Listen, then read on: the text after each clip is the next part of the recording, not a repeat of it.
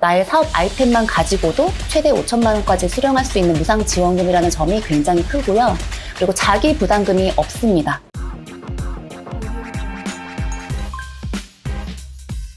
안녕하세요. 지금은 창업시대 김미경 이사입니다. 오늘은 예비창업 패키지에 대해서 안내를 드리려고 합니다. 예비창업 패키지는 예비창업자에게 정부가 주는 무상 지원 사업입니다. 예비창업에 관련한 지원 사업이 굉장히 많은데요. 보통 창업 중심 대학, 신사업 창업 사관학교, 청년 창업 사관학교 이런 많은 지원 사업들의 통칭해서 예비창업 패키지라고 가장 말을 많이 하고 있는데요. 예비창업 패키지가 많은 패키지 중에서 가장 유명하기 때문입니다. 예비창업 패키지는 우리가 흔히 알고 있는 정책자금 대출이 아니라 공짜로 받는 갚지 않는 지원금이라는 점 다시 한번 안내 드립니다. 예비창업 패키지를 받기 위해서는 우선 보유 중인 사업자가 하나도 없어야 되는데요. 만약에 25년도에 예비창업 패키지에 지원을 하겠다라고 했을 때는 24년인 지금 12월 안에 모든 사업자를 폐업을 하셔야 예비창업 패키지에 지원을 하실 수가 있습니다. 또 하나 주의하셔야 될 것은 전년도에 폐업했던 사업자와 같은 업종으로 신규 창업을 하겠다라고 했을 때는 창업기업으로 인정이 되지 않습니다. 창업기업 확인서라는 가장 중요한 서류가 있는데요. 그 서류가 발급되지 않으면 예비창업으로 인정이 되지 않기 때문에 체크를 하셔야 됩니다. 경쟁률이 기본적으로 5대1이 넘습니다. 가장 먼저 많이 떨어지시는 분들은 사업 아이템 자체가 좋지 않았을 경우예요. 타인들이 보았을 때, 심사자들이 보았을 때 그 사업에 대한 시장성이 없거나 사업성이 없거나 미래 지향성이 없다든지 그런 평가를 받는 아이템들은 거의 많이 떨어지는 편이고요. 두 번째로 많이 떨어지는 경우는 대표자의 이력이 입증되지 않았을 때입니다. 예비창업 패키지는 매출이 있는 것도 아니고 사업을 1년 동안 운영해서 평가할 수 있는 항목이 있는 것도 아니기 때문에 보통 대표자의 이력, 대표자의 가지고 있는 의지, 그리고 대표자의 기술력 이런 것들을 평가를 하게 되는데요. 내 사업 아이템에 비해서 기술력이 떨어지거나 대표자의 이력이 떨어진다라고 치면 팀 구성으로 나머지 점수들을 메꿔가셔야 됩니다. 예를 들어서 내가 스포츠 플랫폼 사업을 하고 싶어요. 근데 나는 대학 전공을 스포츠 관련한 걸 한 것도 아니고 스포츠 관련 사업에 종사한 적도 없고 나를 뒷받침해줄 팀원도 없는데 그냥 내 사업 아이템이 딱 떠올라서 그거를 굉장히 잘 썼어요. 그런다고 합격이 되지 않습니다. 근데 나는 배드민턴 선수 생활을 했었고 내 팀원은 배드민턴 같이 선수 생활을 하면서 마케팅 전공을 한 친구고 또 다른 팀원은 스포츠 관련 업계에서 10년 정도 종사를 했던 사람이고 그리고 우리 팀원 중에 한 명은 플랫폼 개발자가 있어요. 그러면 이분들은 당연히 합격할 수 있는 확률이 높아지겠죠.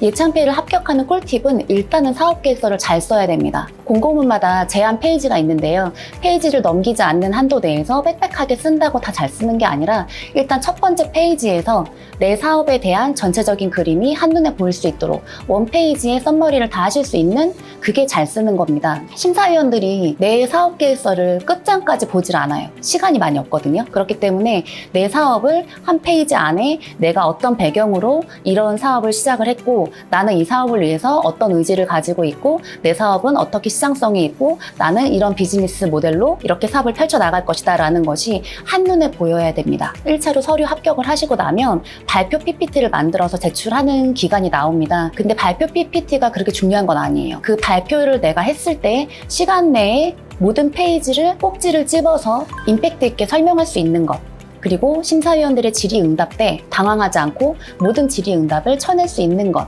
그 능력이 굉장히 중요한데요. 그것은 예상 질문에 대한 준비를 많이 하시면 충분히 커버할 수 있습니다.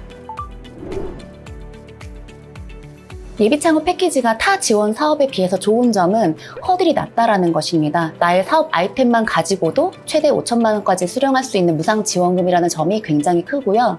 그리고 자기 부담금이 없습니다. 예비창업 패키지는 5천만 원 수령하면 내 부담금 없이 모두 사용할 수 있습니다. 금액은 최대 1억 원까지 받을 수 있다라고 써있지만 평균적으로 5천만 원을 받게 되는데요. 이게 처음에 수령했을 때 그게 끝나는 게 아니라 처음에 내가 4천을 받았더라도 중간에 사업을 수행하다 보면 5천으로 넘어가는 경우들도 있고 내가 5천을 받았더라도 중간에 300만 원 정도 더 배정을 받는 경우가 생겨요. 그 이유는 같이 합격했던 사람들 중에서 중간 낙오자가 생겼을 경우에 예산이 남기 때문에 예산이 남았을 때 일률적으로 배분을 해주는 게 아니라 지원자들 중에서 심사위원들이 봤을 때 이 기업은 돈을 더 줘도 잘 쓸 수 있겠다, 잘 성장할 수 있겠다라고 고점인 기업들부터 추가 지원금을 주게 됩니다.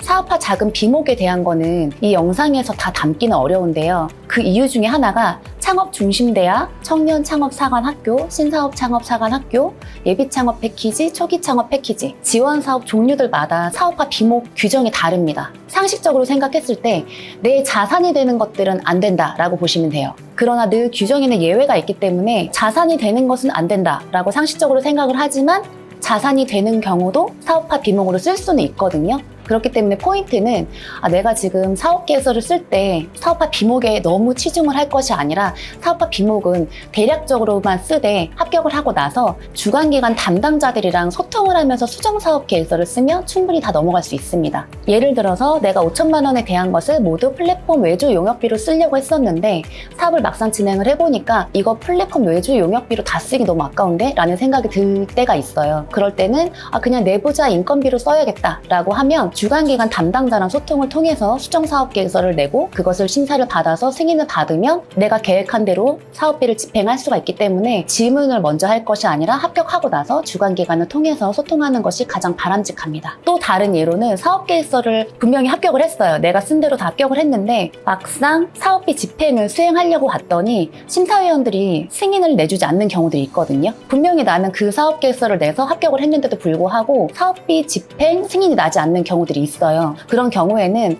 그때도 마찬가지로 주관 담당자랑 소통을 해서 그럼 이 사업비를 내 사업에서 어떤 부분에서 대신 쓸 수가 있는지 협의를 통해서 진행을 하면 되는 것이고, 아까 제가 자산이 되는 품목들은 비목으로 사용할 수 없다라고 했지만 그래도 경우에 따라서는 노트북 구입비, 기기 장비 구입비가 허용이 되는 경우도 있습니다. 그렇기 때문에 사업화 비목은 담당자랑 소통을 통해서 해결하는 것이 맞습니다.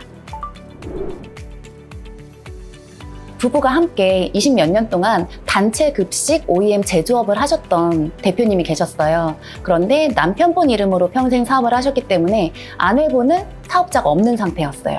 그래서 예비창업 패키지에 지원을 했고 합격하자마자 매출이 많이 있었기 때문에 최우수 졸업을 하였습니다.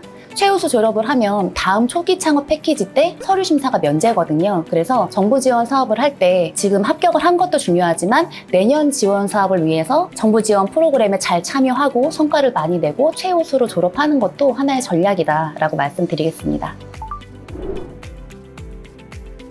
예비 창업 패키지를 준비를 하고 계시다면 꼭 반드시 올해 12월 안에 모든 사업자를 폐업하시고 나서 꼭 증명서를 확인해 보셔야 돼요.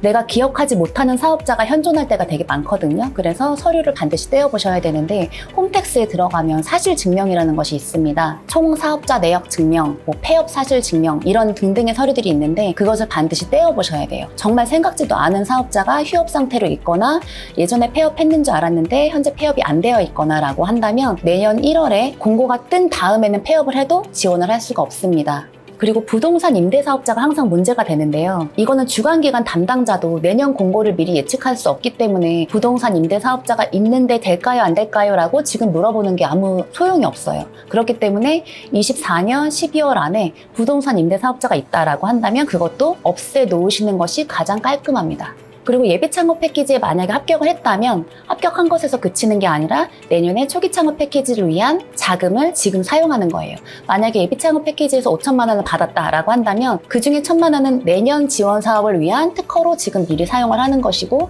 그중에 300만 원은 내년 초기 창업 패키지를 위한 인증에 돈을 쓰는 것이고 이런 식으로 예비 창업 패키지에서 받은 지원금을 내년 초기 창업 패키지를 위한 투자 자금으로 일부 사용하시는 전략을 짜실 필요가 있습니다. 예비 창업 패키지에 대해서 제가 이 영상 하나로 모든 것을 설명할 수가 없기 때문에 저희가 전자책으로 만들어 놓은 매뉴얼을 보내드리려고 합니다. 관심 있으신 분들은 네이버 폼에 작성해 주시면 관련한 지원 사업 내용, 사업계획서 꿀팁, 합격 꿀팁, 발표 스크립트 등등의 자료를 보내드리도록 하겠습니다. 감사합니다.